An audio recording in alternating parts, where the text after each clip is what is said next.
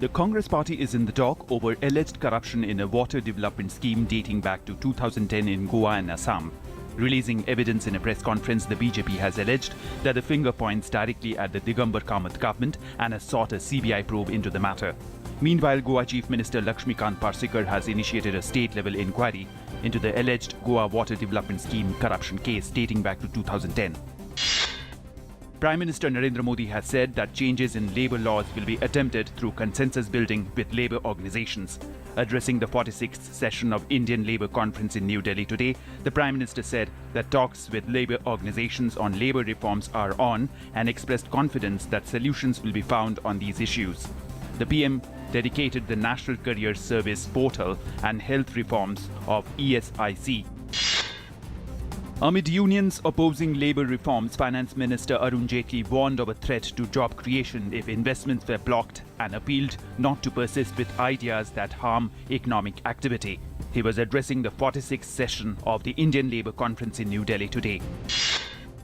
Prime Minister Narendra Modi has called upon the opposition to ensure smooth functioning of Parliament. Speaking at the all-party meet convened by Parliamentary Affairs Minister Venkaiah Naidu, the Prime Minister said government has to take initiative and responsibility to run Parliament, but this has to be shared by all.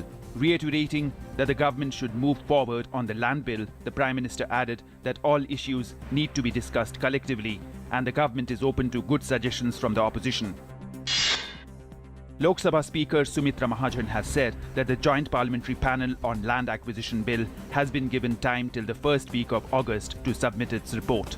Earlier today, the Lok Sabha Speaker convened an all-party meet ahead of the Parliament session beginning tomorrow. The Supreme Court today allowed SIT and Special Task Force of Madhya Pradesh Police to file charge sheets in Vyapam scam cases till the matters are transferred to CBI.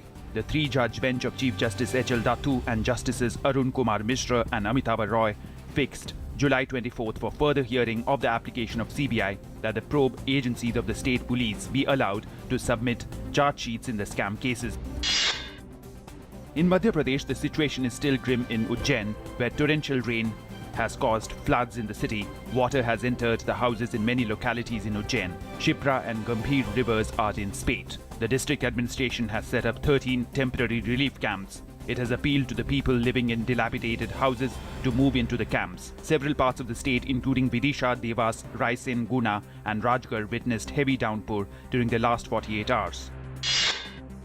In a fresh ceasefire violation, Pakistani troops targeted several Indian posts along the LOC in Jammu and Kashmir's Poonch district. According to an army spokesperson, Pakistani troops resorted to small arms firing in several posts along the line of control in Poonch district at 10:45 hours last night. This is the 7th incident of ceasefire violation by Pakistani troops since July 15.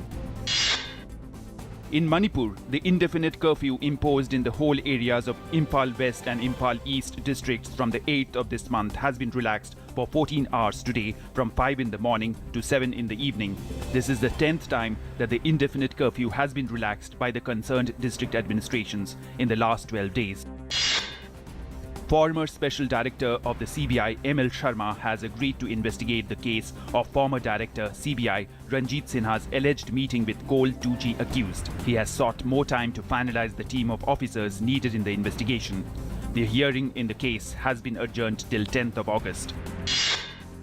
Gold plunged 4% to its lowest in more than 5 years on Monday as sellers in top consumer China sold off the metal in a matter of minutes, just as bullion's safe haven status takes a fresh knock from mounting expectations of a US rate hike.